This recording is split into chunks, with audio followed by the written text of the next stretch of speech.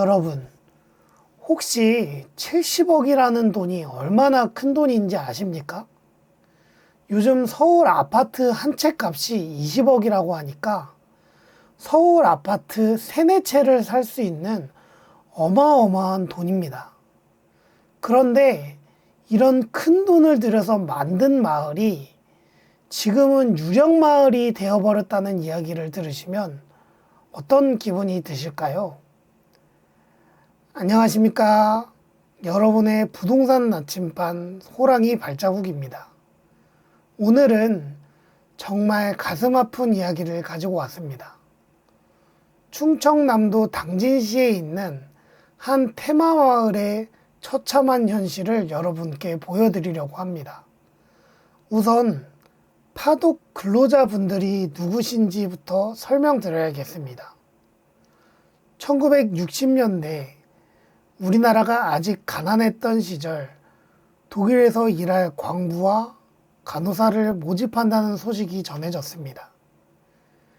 당시 우리나라 1인당 국민소득이 80달러밖에 안 되던 절망적인 상황에서 독일에서 일하면 한 달에 우리 돈으로 지금의 300만 원이 넘는 큰 돈을 벌 수 있었거든요.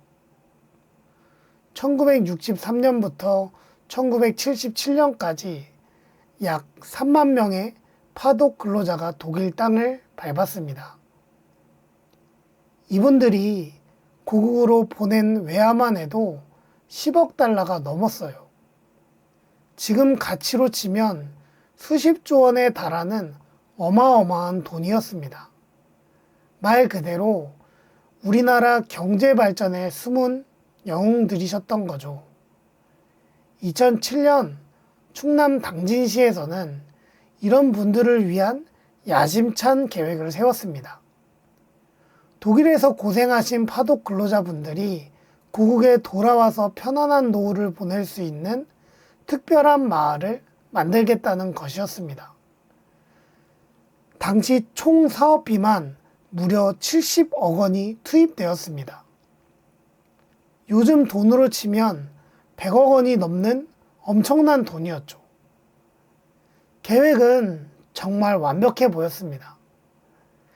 당진시 외곽에 조용하고 전망 좋은 언덕에 23개의 필지를 조성하고 각 필지마다 독일풍 주택을 지을 수 있도록 분양했습니다.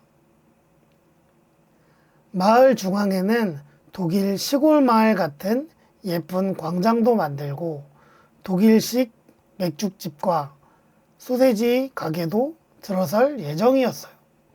집 한 채 가격도 만만치 않았습니다. 토지비 포함해서 당시 기준으로 3억에서 4억 정도 했으니까요. 현재 당진 지역 전원주택 시세를 보면 토지 포함해서 대략 2억에서 3억 5천만 원 정도에 거래되고 있는데 당시로서는 상당히 비싼 가격이었습니다. 2024년 현재 전원주택 건축비는 평당 750만 원에서 800만 원 정도인데 당시에는 평당 450만 원에서 800만 원 정도의 건축비가 들어갔을 것으로 추정됩니다. 31평 기준으로 보면 건축비만 1억 3천만 원에서 2억 4천만 원 정도 들어간 셈이죠. 그런데 분양은 모두 완료되었지만 실제로 집을 지은 사람은 23명 중에 16명 뿐이었습니다. 나머지 7명은 땅만 사놓고 집은 짓지 않았어요. 더 큰 문제는 실제 독일에서 일하고 오신 파독 근로자는 고작 5가구 뿐이었다는 겁니다. 나머지는 그냥 전원 생활을 꿈꾸는 일반인들이었어요. 왜 이런 일이 일어났을까요? 첫 번째 이유는 현실적인 문제였습니다. 1960년대, 70년대에 독일에 가서 일하신 분들이 2007년이 되면 이미 70대, 80대가 되신 상황이었거든요. 연로하신 분들이 시골 외딴 곳에서 생활하기에는 너무 연세가 많으셨던 겁니다. 두 번째는 교통 문제였습니다. 마을은 당진 시내에서 차로 30분 넘게 걸리는 외진 곳에 있었어요. 버스는 하루에 겨우 3, 4번만 다녔고 지금은 더 줄어서 2, 3번밖에 안 다닙니다. 택시를 부르면 편도로 25,000원에서 30,000원은 좋게 나와요. 하루에 병원 한 번 다녀오려는데 택시비만 6만원이 넘게 드는 거죠. 세 번째는 생활 인프라 부족이었습니다. 가장 가까운 대형마트까지 차로 25분, 종합병원까지 40분이나 걸렸어요. 2024년 2분기 기준으로 전국 소규모 상가 공실률이 8.0%라고 하는데 이런 외진 곳은 상황이 더 심각했습니다. 마을 주변에 작은 상점들도 하나둘씩 문을 닫기 시작했거든요. 네 번째는 의료 접근성 문제였습니다. 응급 상황이 발생했을 때 가장 가까운 응급실까지 40분이나 걸렸어요. 고령자 분들에게 이런 거리는 생명과 직결되는 문제입니다.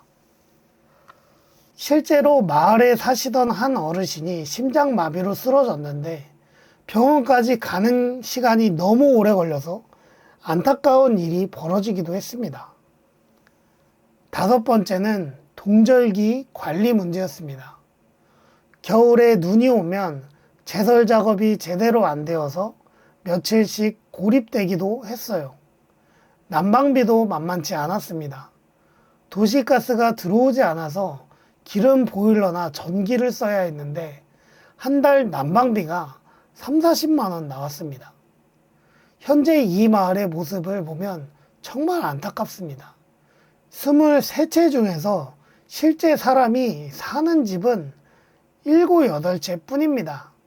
나머지는 모두 빈집이거나 가끔씩 오는 별장 용도로 쓰이고 있어요. 빈집들은 관리가 안 되어서 잡초가 무성하게 자라고 지붕이나 외벽이 낡아서 일신연스러운 분위기를 자아내고 있습니다. 집값도 당초 분양가의 절반 이하로 떨어졌습니다. 최근 당진 지역의 급매물을 보면 전원주택이 7천만 원에 나오는 경우도 있을 정도예요. 3억에서 4억 원 주고 샀던 집이 지금은 1억 원도 안 되는 가격에 팔리지 않고 있는 거죠. 더 가슴 아픈 건 마을의 정체성마저 잊어버렸다는 겁니다. 처음 독일 마을이라고 불렸던 이름도 지금은 그냥 전원마을도 바뀌었어요. 독일 테마로 운영하려던 맥주집과 소세지 가게도 모두 문을 닫았습니다. 관광객들이 처음 1, 2년은 구경 왔지만 볼거리가 별로 없다 보니 금세 발길이 끊어졌거든요. 최근 국회에서 열린 마을기업 육성 포럼에서도 지방 소멸 위기에 대응하는 방안들이 논의되었지만 이미 기울어진 지방의 인구 감소를 되돌리기는 쉽지 않은 상황입니다. 정부에서도 이런 문제를 알고 여러 대책을 내놓고 있지만 현실은 냉혹합니다. 당진뿐만 아니라 전국 곳곳에서 비슷한 일들이 일어나고 있습니다. 경상남도 남해의 독일 마을은 그나마 성공한 케이스로 평가받고 있지만 그마저도 관광객 감소로 어려움을 겪고 있다고 합니다. 전라남도의 이탈리아 마을, 강원도의 스위스 마을까지 모두 처음 취지는 좋았지만 현실의 벽에 부딪혔던 겁니다. 2025년 부동산 시장 전망을 보면 지방의 미분양 물량 문제는 여전히 해소되지 않고 있습니다. 이는 분양 자체를 줄인 결과이지 실제 수요가 늘어서가 아니라는 분석이 나오고 있어요. 그렇다면 앞으로 이런 전원주택이나 테마 마을을 투자할 때 어떤 점들을 주의해야 할까요? 첫째, 교통 접근성을 반드시 확인하세요. 시내까지 20분 이내, 대중교통이 최소 1시간에 한 번은 다니는 곳이어야 합니다. 나이가 들어서 운전을 못하게 되는 상황을 반드시 고려해야 해요. 둘째, 생활 인프라를 꼼꼼히 살펴보세요. 마트, 병원, 약국, 은행이 차로 10분에서 15분 이내에 있는지 확인하시고요.